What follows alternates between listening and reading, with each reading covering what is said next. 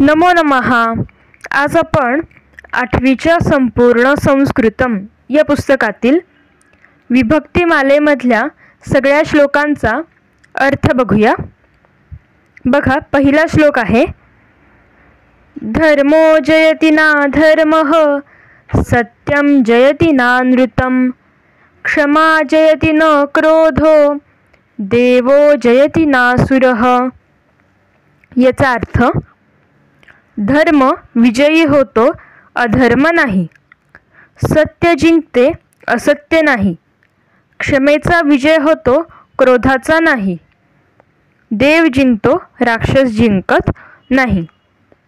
आता दुसरा श्लोक, वसुदेवसुतं देवं कंसचाणूरमर्दनं, देवकी परमानंदं, कृष्णं वंदे जगद्गुरुं.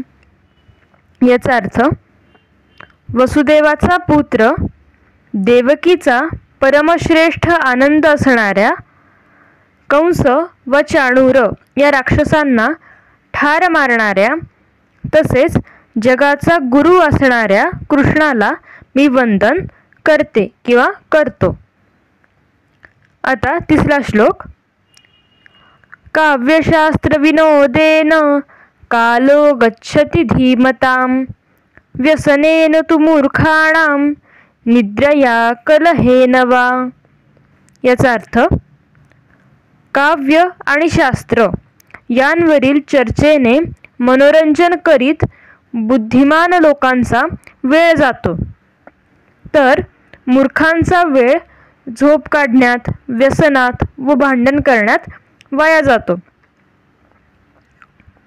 आता पुढचा श्लोक, विद्या विवादाय धनं मदाय, खलस्य शक्तिः परपीडनाय, साधोस्तु सर्वं विपरीतमेतत्, ज्ञानाय दानाय च रक्षणाय. आता याचा अर्थ, दुर्जन लोकांची विद्या भांडण किंवा वादविवादासाठी, धन गर्वासाठी, तर शक्ती दुसऱ्यांना त्रास देण्यासाठी असते.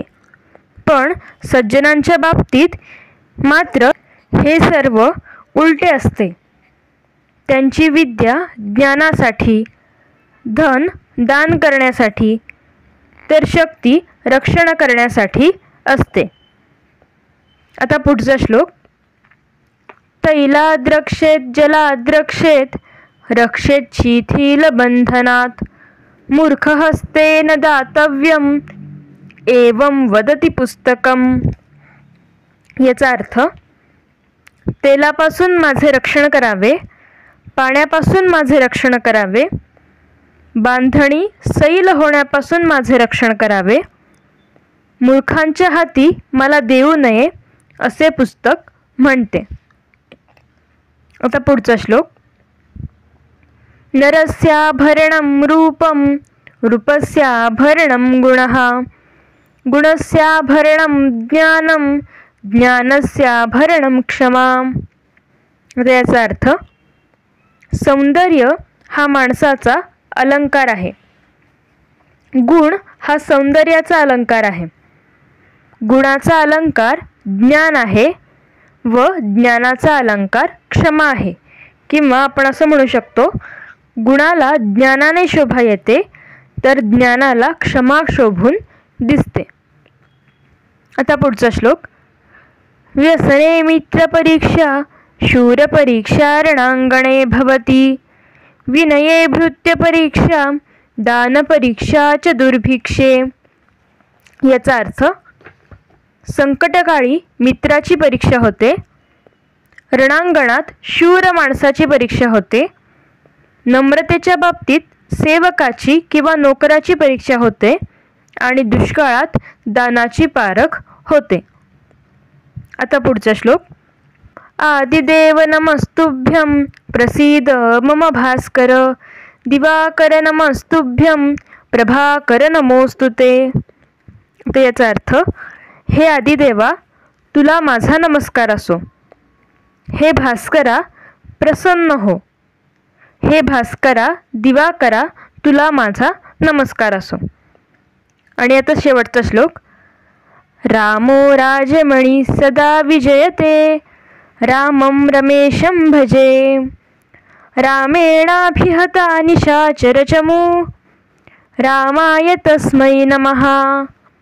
रामान्नास्ति परायणं परतरं, रामस्य दासोऽस्म्यहम्. रामे चित्तलयः सदा भवतु मे, भो राम मामुद्धर. आता याचा अर्थ. श्रेष्ठ राजा असलेला राम नेहमी विजयी होतो. विष्णूचा अवतार असलेल्या रामाला मी भजतो. रामाने राक्षसांच्या सैन्याचा पराभव केला त्या रामाला माझा नमस्कार असो. रामापेक्षा श्रेष्ठ आश्रयस्थान नाही. मी रामाचा दास आहे. रामाच्या ठाई माझ्या मनाचा लय होवो. हे रामा माझा उद्धार कर. तर अशा प्रकारे आज आपण विभक्तिमालेतल्या सगळ्या श्लोकांचा अर्थ बघितलेला आहे. तुम्हाला जर माझे व्हिडिओ आवडत असतील तर व्हिडिओला लाईक करा, शेअर करा आणि आपल्या चॅनलला सबस्क्राईब करा. चला तर पुन्हा भेटूया पुढच्या भागात. पुनर्मिलामः. धन्यवादः.